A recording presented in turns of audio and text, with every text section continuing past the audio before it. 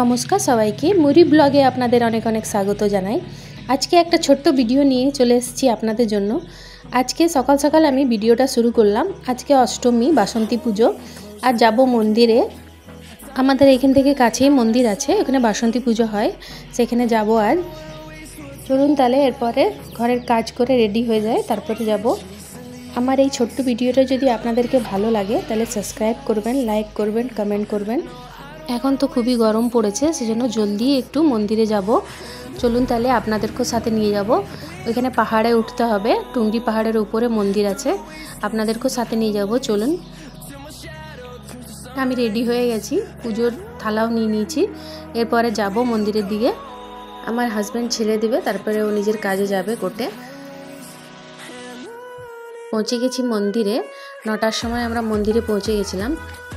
পুজো start হয়ে গেছে, আমি আর আমার সাথে এক দিদি গেছিলেন। আমরা এবার ভিতরে যাব, ভিতরে গিয়ে মায়ের দর্শন করব।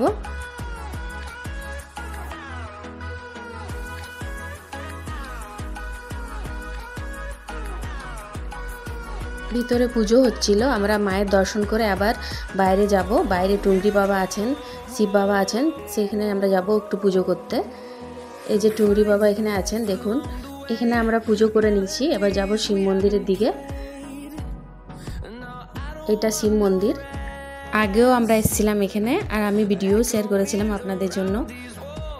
দুটো মন্দিরের পুজো হয়ে গেছে, এরপরে যাচ্ছি আমরা দুর্গা মন্দিরের দিকে। রৌদ্র দেখছেন কত তাপ, একদম খুবই গরম পড়েছে আজ। এখন আরতি হচ্ছে, এরপরে পুষ্পাঞ্জলি হবে। এখানে থালার মধ্যে নাম লিখে থালাটা জমা করতে হয়। দেখুন সবার থালা জমা করা আছে এখানে। এরপরে ওরা নাম ডেকে ডেকে সবার থালাগুলো দিবে। এখানে পুজোও খুব সুন্দর হয়, পুজো করে খুব ভালো লাগলো এখানে। আমি তো প্রথমবার আসলাম এখানে, এসে সত্যি মনটা খুব ভালো লাগলো।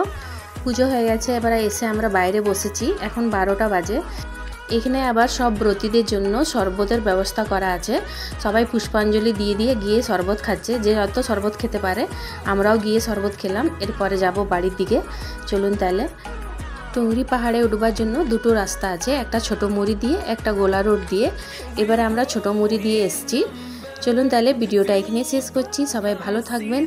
আমার ভিডিও দেখার জন্য আপনাদেরকে অনেক অনেক ধন্যবাদ।